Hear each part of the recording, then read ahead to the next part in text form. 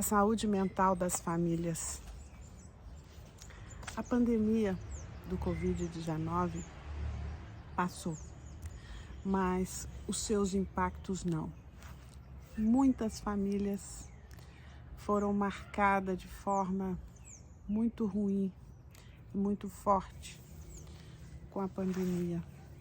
Muitas foram as perdas, muitos foram os desafios que várias pessoas passaram.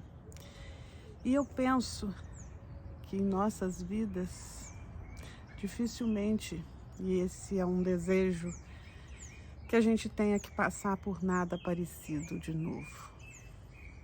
Mas tem uma pergunta que sempre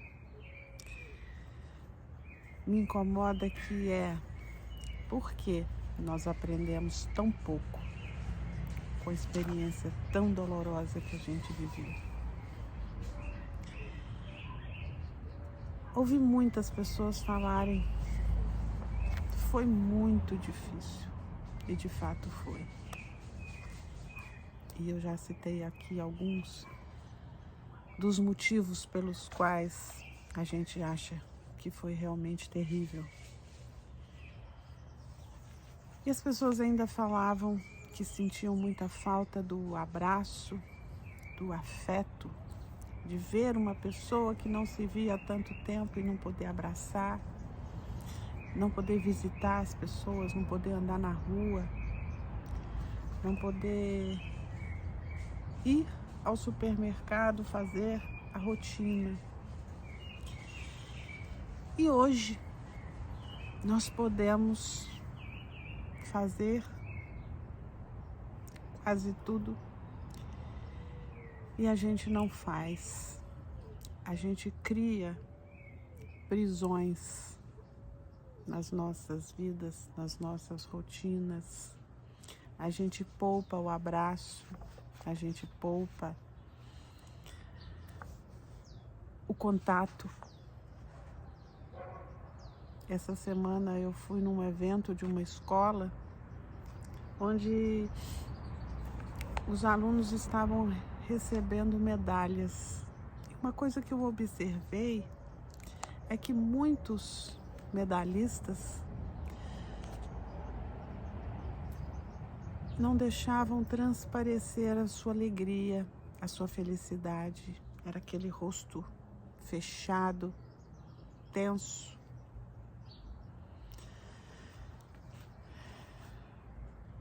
Parece que não está merecendo aquilo, ou não consegue manifestar a sua alegria. Vi alguns pais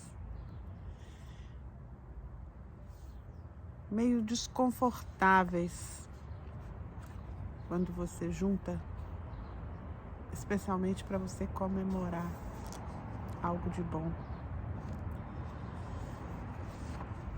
Relacionar com o ser humano está ficando cada dia mais difícil.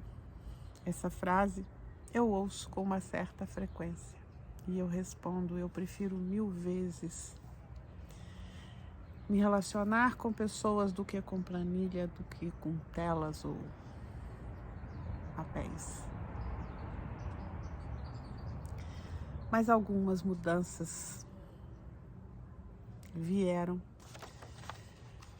pós-pandemia e parece que vão ficar.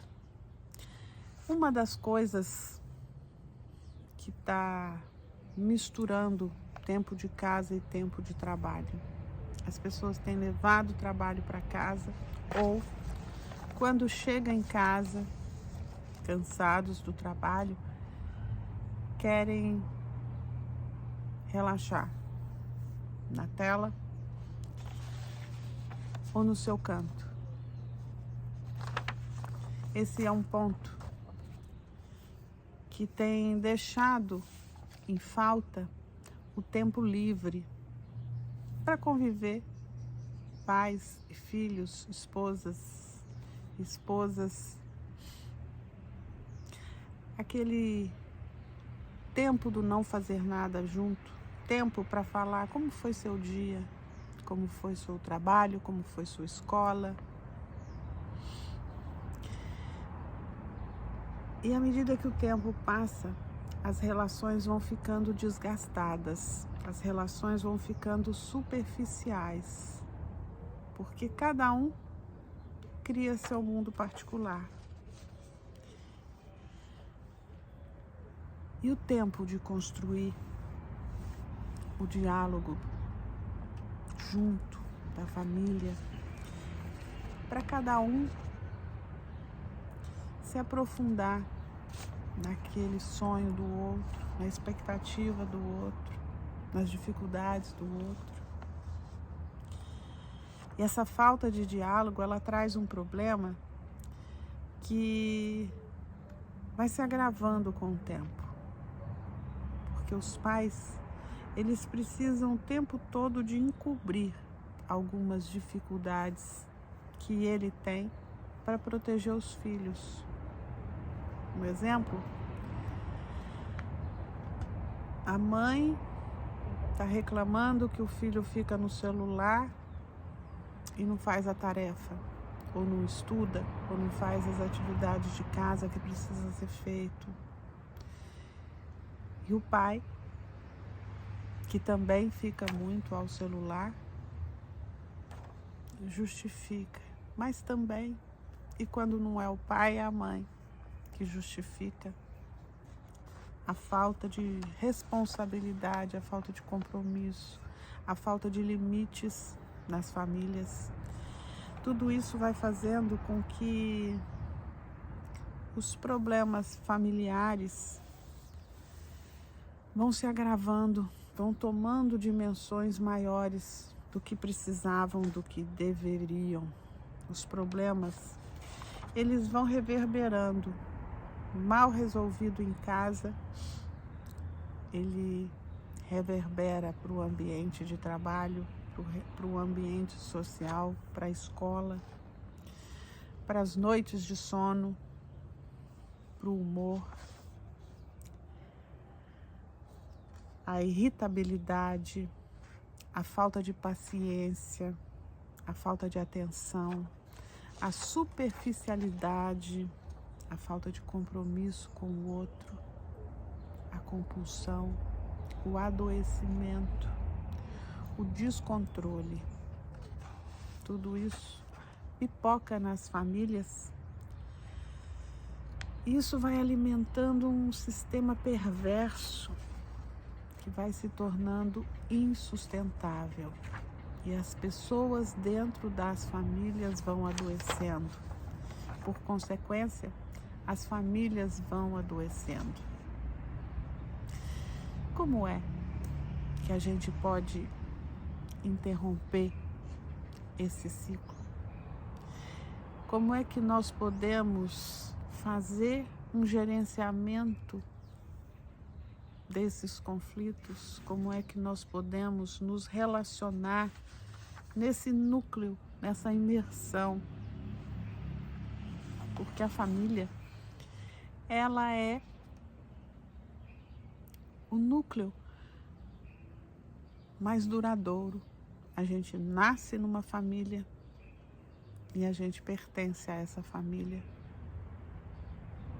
enquanto nós estivermos nesse mundo. E a primeira forma de nós lidarmos bem com esses problemas é através de uma comunicação aberta e respeitosa. O que é essa comunicação aberta? É eu poder dizer aquilo que está dentro de mim, aquilo que eu preciso falar, que eu quero falar, aquilo que me incomoda, de forma clara, mas respeitosa. Ter uma escuta ativa e empática, de perceber a dificuldade do outro, de entender que o problema dele pode ser pequeno para mim, mas é grande para ele, o incomoda muito. É não ficar julgando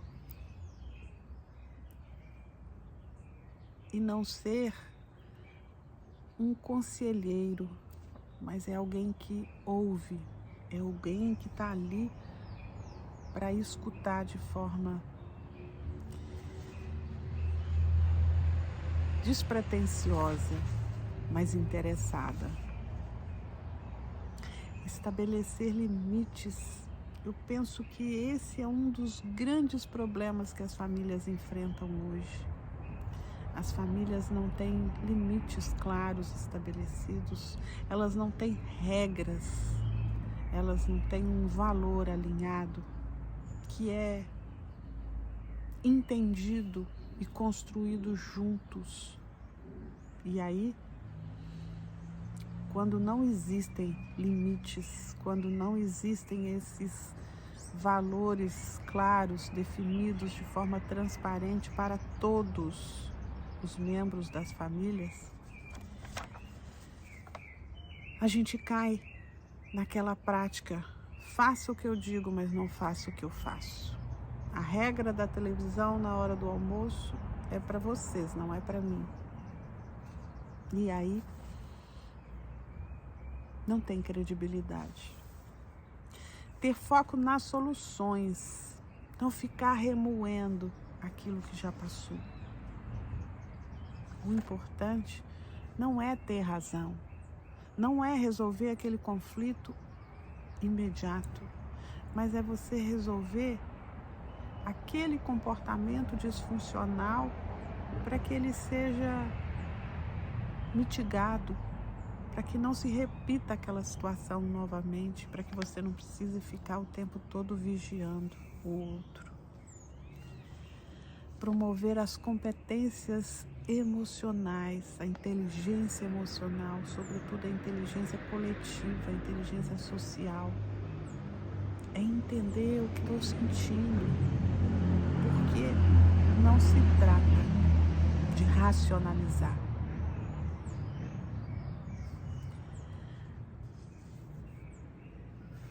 E o básico, se conhecer, saber o que é importante para você, saber o que não é importante para você, saber se respeitar, se pronunciar, se fazer valorizado. Isso o autoconhecimento nos dá. E isso é a chave principal para que a gente tenha uma vida melhor, com menos ansiedade, menos estresse, menos cobrança da gente e dos outros. Nossas palavras, não raro, induzem a dor, mágoa, seja para nós ou seja para os outros. Quem falou essa frase foi o Marshall Bertrand Rosenberg. E isso tem muito a ver com isso que eu acabei de dizer. Não importa cognitivamente se eu entendo uma situação. Importa como eu me sinto. E aí, se eu não entendo bem e se eu não respeito o que eu sinto, o ciúme cresce, a inveja cresce, a desconfiança cresce. E cá para nós, a gente viver vigiando o outro, ou vigiando a nós mesmos por conta do outro, é muito difícil. É melhor ser leve, é melhor ser transparente, é melhor ser fiel àquilo que a gente pensa, àquilo que a gente sente, àquilo que a gente acredita e seguir nesse caminho, porque senão a gente vai sendo uma cópia pirata, sendo uma falsificação daquilo que nós éramos para ser. Pense nisso. Até.